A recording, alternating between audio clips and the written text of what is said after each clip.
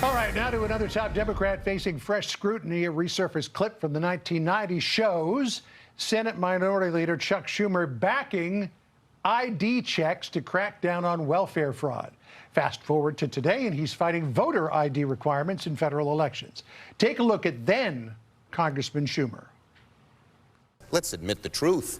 Everywhere people go, they're asked for a Social Security card. In fact, one way to prove you're a bona fide person who can have a job is to ask for a driver's license and a Social Security card.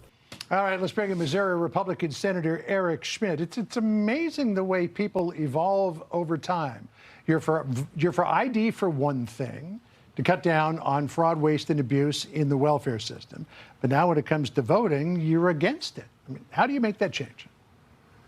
Well, I think Chuck Schumer, in this specific instance, his journey on this is kind of indicative of the Democrat Party, which once was sort of a mainstream political party and now has reached a level of absurdity and really honestly at war with common sense. If you poll this issue, it's 80 plus, there aren't many issues that are like that, including among Democrats. 70 plus percent of Democrats believe you should actually have to show a photo ID to vote. It's about basic election security. But I think it is interesting, John, that two issues are converging at the same time. We're talking about it in the news. Illegal immigration and voter ID, right? The reality is the Democrats have kind of lost the case. They've lost the argument with the American people.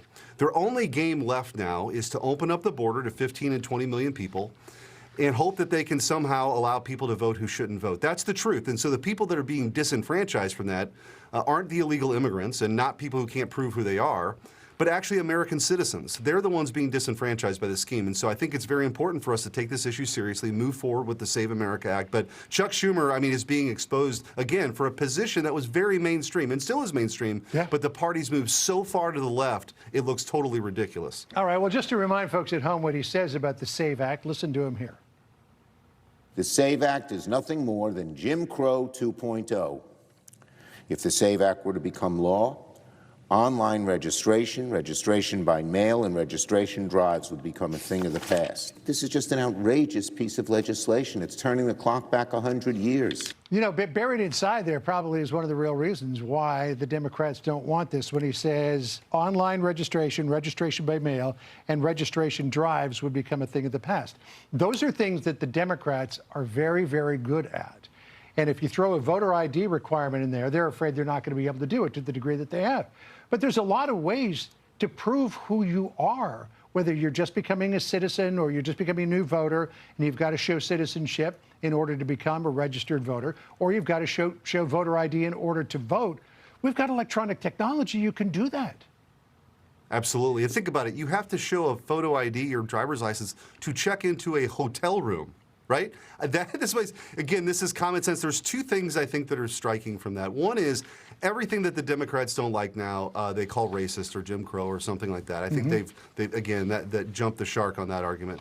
But then secondly, yes, there wasn't that long ago, John, there was something called the Carter-Baker Commission. Jimmy Carter, James Baker, bipartisan, said, here are the 10 things you can do to keep our elections secure. One of them was to prevent mass mail-in balloting, where you have these drop boxes like we saw in 2020. So these simple security measures that make it safe, increase people's respect and confidence in our elections are all very important things to do. But again, the Democrats are obsessed with, kind of catering to the radical left, and they're willing to throw our elections in the trash bin with it.